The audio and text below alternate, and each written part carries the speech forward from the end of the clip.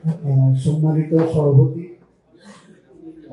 Trustee board, উপদেষ্টা মন্ডলী এবং কার্যকরী পরিষদ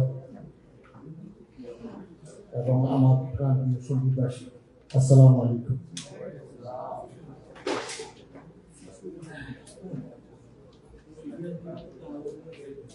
আসলে আমেরিকা আসার প্রায় 25 বছর হয়ে গেছে। 25 বছরের মধ্যে মোটামুটি 8 বছর আমি ছিলাম সোসাইটির কার্যকরী পরিষদে। যতটুকু পারছি ভালোগুলো দেওয়ার চেষ্টা করছি এবং বর্তমানেও যারা আছেন, অতীত যারা ছিলেন, আসলে সবাই কাজ করার আগ্রহ নিয়ে আসেন। এখানে তো ভলান্টিয়ার সার্ভিস অনেকটা ফিসাবিলিল্লাহ, এখানে কোনো স্বার্থ না, কেউ কোনো স্বার্থ না, নিজের পকেটে টাকা দিয়ে এখানে কাজ করতে হয়। তো আমি গত 2 বছরে ওনাদের কার্যক্রমে কিছু ভালো দিক, কিছু মন্দ দিক বা খারাপ দিক বলেন, এগুলো আমি হয়তো বলার চেষ্টা করবো। যেমন ওনারা কিছু প্রোগ্রাম করেছেন হসপিটালের পরিচালকদের সাথে একটা মিটিং হয়েছে, এটা একটা পজিটিভ দিক। তারপরে আমাদের উপদেষ্টা, সংবিধানের উপদেষ্টা পাওয়া গেল, ওনাকে আজীবন সদস্য মনে হয় শিখ দেওয়া হয়েছে, ওটার জন্য ধন্যবাদ। তারপরে আবার ওই সাইবার সিকিউরিটি একটা সেমিনার করা হয়েছিল, ওটার জন্য ধন্যবাদ। আবার ওনারা আরো আমরা যেগুলো হয়তো করি নাই, কিছু কাজ ওনারা করার চেষ্টা করছেন বা ভবিষ্যতে করবেন। তো আরেকটা জিনিস হলো ফুড বিতরণ, এটা পজিটিভও আছে, কিছু নেগেটিভও আছে। গতবারও আমি সাধারণ সভায় কিছু বলেছিলাম, কারণ এখানে আমাদের সাংবিধানিকভাবে মূল উদ্দেশ্য হয়তো ওইভাবে ফুড বিতরণটা মনে হয় ওইভাবে ইয়ে নাই। তবুও আমি এটা ভালো বলবো। আরেকটা হলো, এটার আরেকটা দিক হলো আমাদের সন্দীপের কত মানুষ এখানে ইনভলভ। আমার মনে হয় না 10% লোক সন্দীপের মানুষ এগুলো নিতে আসে, আমার মনে হয় না। 90% বাইরে লোক। আর দেখেন সন্দীপের মানুষ কিভাবে পেতে পারে, যাতে ভবিষ্যতে পরিকল্পনা নেবেন আপনারা। কারণ অনেকে এগুলো তো আসতে চায় না, বাসায় পৌঁছে দিতে পারবে বা অন্যভাবে কোনো চেষ্টা করা যায় কিনা। হ্যাঁ, হ্যাঁ। তারপরে গত পিকনিকে ওনাদের কালেকশন অনেক ভালো ছিল। প্রথম যেবার পিকনিক করেছে প্রায় 3 লক্ষ টাকার উপরে মনে কালেকশন হয়েছিল। এরপরে পিকনিক শেষে খুব পলাভাবে প্রচার হয়েছিল, মোটামুটি 1,50,000-এর উপরে ওনারা সেট করছে। তো এই বছর কালেকশনটা মনে হয় উদ্ভব হয় নাই, এবং আমি একটা হিসাব দেখলাম, ওটা প্রায় 1,75,000 টাকার উপরে ব্যয় হয়েছে। টোটাল 2,69,000, 18,000-এর মতো এখানে ওনারা ইয়ে করছে, আর 42,000 টাকা মানে ইয়ে করছে। তারপরে আরেকটা জিনিস হলো, গত সাধারণ সভায় ওনারা রিপোর্টের ভিত্তিতে আমি কিছু কথা বলবো। ওনারা সাধারণ সদস্য যে রিপোর্টে যেগুলো আসছে, ওনারা 50 টাকা করে এনেছে। তো তখন ওই মনে হয় আমরা যখন ছিলাম, তখন যে সংবিধান সংশোধনী হয়েছিল, তখনকার 50 টাকা করে আর কি ওটা নেওয়া হচ্ছে। কিন্তু এর পরবর্তীতে আবার আমার মনে হয় সংবিধান সংশোধনী হওয়ার আগে আবার এটা 30 টাকা করে মনে হয় ওনারা নিচ্ছেন। এটা কিভাবে কি হলো আমি আসলে আমার কাছে ক্লিয়ার না।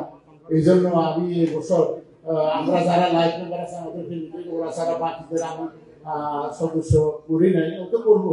কারণ আমি তো না, আমার ওই ধরনের মেন্টালিটিতে কত আস্তে না, কারণ আমি পজিটিভ। আমিও যাদের সাথে কথা হয়েছে আসার জন্য সবাই বলছি যে আসা দরকার, আমাদের কথা থাকলে আপনি বলবেন।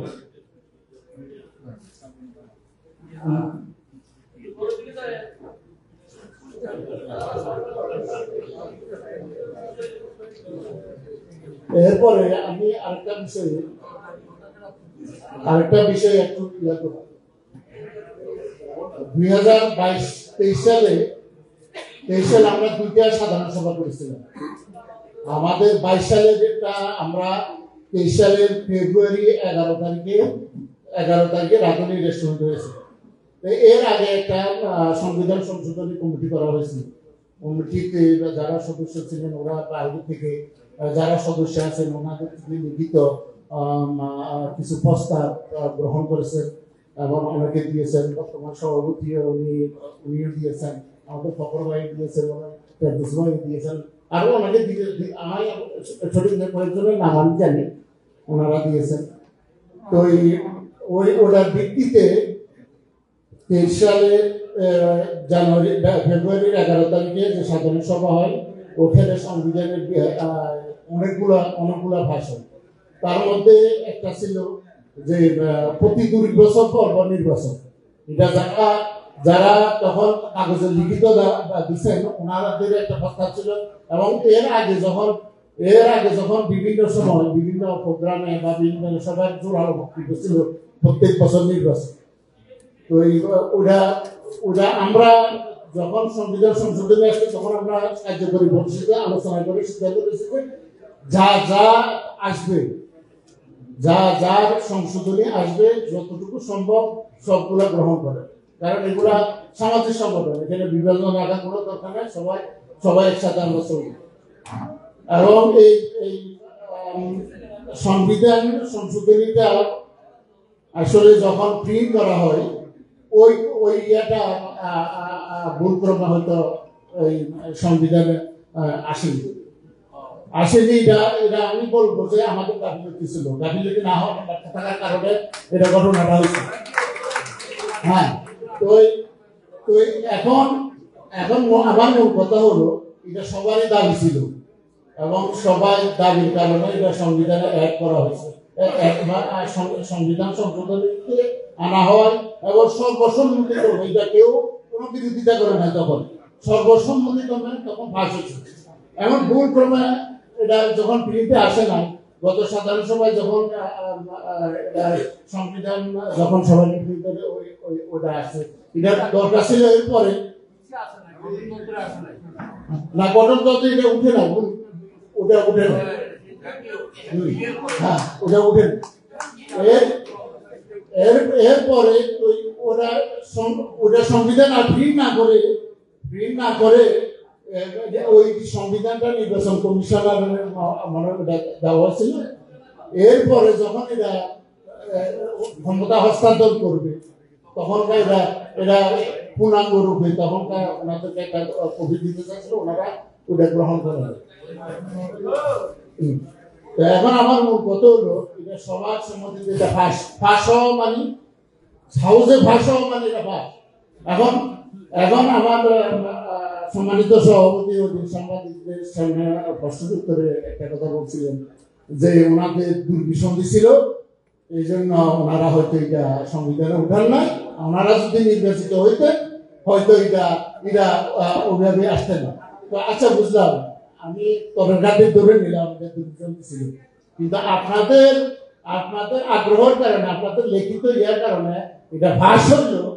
এটা তো আপনারা সারপ্রাইজ দিতে পারতেন যে এটা যখন প্রিন্ট করছেন সংবিধান, এটা সংবিধানে ঢুকে যাওয়ার জন্য এটা যখনকার আমরা ক্ষমতা হস্তান্তর করে বুঝে দেওয়ার সময় এটা জিনিসটা বলা হয়েছিল, ওনারা টোটালি এই সংবিধান নেবেন না। আপনার সময় বলেন, আমারটা আমি বলে না, এখানে তো কেউ ঝগড়া করতে আসে না। আর এখানে এটা সাধারণ সভা, কথা বলতে দিতে হবে।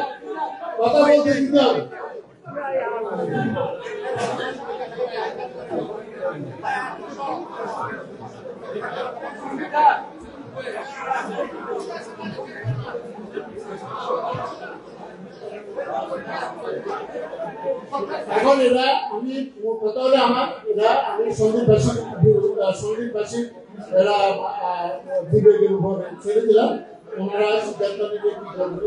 আমি আমি চাই সোসাইটি ধারা অতীতে যারা কাজ করছে, এখন যারা আছে তারা আরো বেটার করবে, ভবিষ্যতে যারা আসবে তারা আরো বেটার করবে।